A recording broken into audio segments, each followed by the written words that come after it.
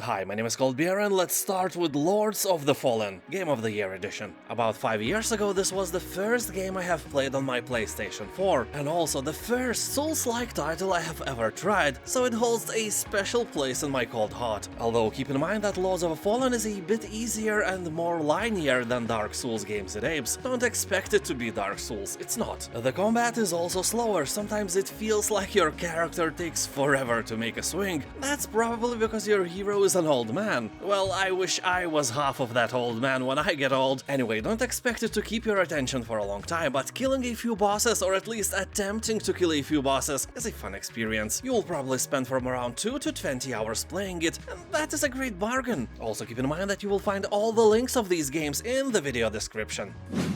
Heroes of Might and Magic Free, complete. This is the best version of Heroes Free you can get. It's not the same as on Steam. This version has more material included and is also compatible with HD mod. But the most important thing, you can upgrade it with Horn of the Abyss expansion for free. And you can't do that with Steam version of the game. Horn of the Abyss provides new town, new units, heroes, and spells. There are a lot of people working on the project right now, so updates and upgrades are flowing constantly. Soon a new factory town filled with new monsters, artifacts, and everything a complete town should have will be released. They even have original Heroes Free composer Paul Romero working on the project. And this price is a complete joke. Oh, and you can play multiplayer here as well, so buying the complete version and then upgrading it for free with HD mod and Horn of the Abyss, it's the best deal you can get. All links in the description. Hellblade: Senua's Sacrifice. Created in collaboration with neuroscientists and people who experience psychosis, the game will pull you deep into Senua's mind. The main protagonist can see things nobody else can, just like your Aunt Olga when she drinks way too much vodka. But, in other words, you can say that this game is in some way a mental illness simulator that can help us to understand how people with such problems can feel. Also, I have read several reviews written by people who never played games of such genre. Everyone was really hesitant to try because Senua's Sacrifice is not something you play every day, but most of the people who took a step out of their gaming comfort zone found out that this game is really cool and told the others. Think about that if you are struggling to try. Wasteland 3. As I always say, there is nothing better than Wasteland for a classic Fallout fans. To be fair, first Wasteland's general setting and concept became the basis for the first classic Fallout, which later drifted from the roots and became a first-person RPG shooter. In Wasteland 3 you have to face difficult moral choices and make choices that will change the world around you as well. All games are promising us that choices matter deal, but Wasteland 3 really delivers. And you know, here you'll find lots of dialogues and most of them are really funny. Yeah, the game will keep you and your sexy body entertained for many hours. Shadow Warrior 2. Become a tornado of steel and blood with razor-sharp katana. Short swords, crescent blade, and hand claws are unleash a hellish symphony of firearms to dismantle your enemies to pieces. If I had one word to describe this game, it would be delicious potato salad. Because delicious potato salad is great and so is this game. It is worth all your money even without a discount. Also on March 1st this year, Shadow Warrior 3 will be released, so mark this day if you are a fan.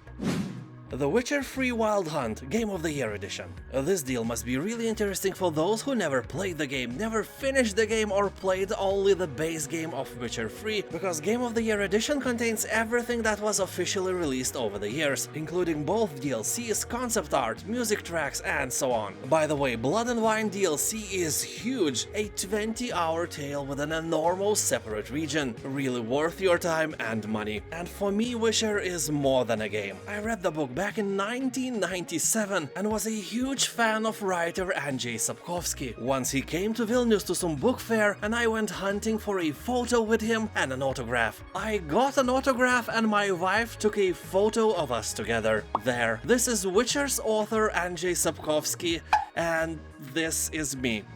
And yes, I divorced her. Disco Elysium: The Final Cut.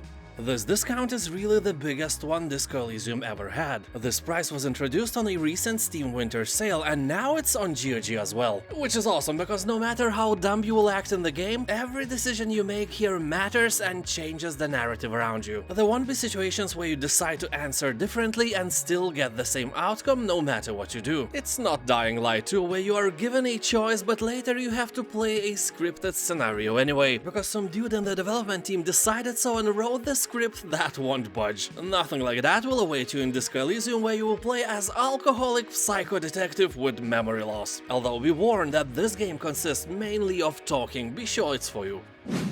Kingdom Come: Deliverance Royal Edition. This version includes the base game and all the DLC, so if you never played the game, it's the best version you can get. And the game itself is basically a realistic Skyrim set in medieval Europe. It has a great story, interesting missions, and a really beautiful world, although it's hard and it has a steep curve of learning. As one user on GOG said, realism works the way that you don't have to think about game mechanics because they work like in real life, and hard gameplay mechanics don't allow you to rush the game. You have to think about what you are going to do, you have to be careful. You are not a Rambo nor a Dovahkiin with a dragon voice, you are just a son of blacksmith vying for revenge and a better life with more money, power and boobs. And yeah, there is a nude mod if you want, and let's be fair, of course you do.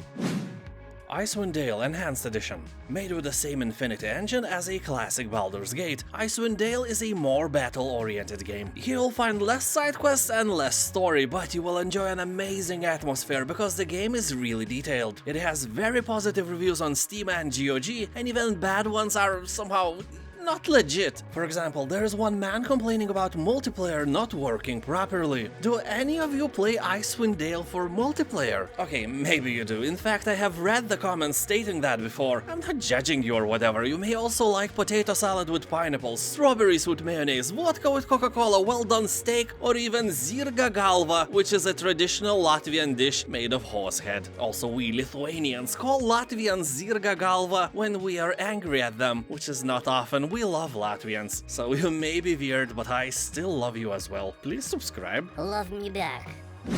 Grim Dawn, cheapest ever edition. That's not a real name, but when you think that Grim Dawn cannot be cheaper, it surprises us again. Although it has the same 80% discount on GOG as it had on Steam Winter Sale, but on GOG Grim Dawn is €3 cheaper than on Steam in general, so the price with a discount is lower as well. What a time to be alive! And Grim Dawn itself is Diablo 3 we never had. It's way darker and gloomier than the third Diablo, but it's also harder to master. When I played it for the first time, I had some problems understanding how to level up my skill tree correctly and so on, and my hero turned out quite lame. Don't be me, watch some tutorial for beginners, you will thank yourself later. Dragon's Dogma. This is an action RPG game that drops you into a vast open world full of weird enemies and even weirder friends. You play as a hero who has his heart stolen by a dragon, and you spend your time trying to take it back. Honestly, I have no idea how a dragon can steal a man's heart. It's not exactly looking like Jennifer Lawrence, if you know what I mean. The main protagonist must be really into dragons, like really, you know what I mean.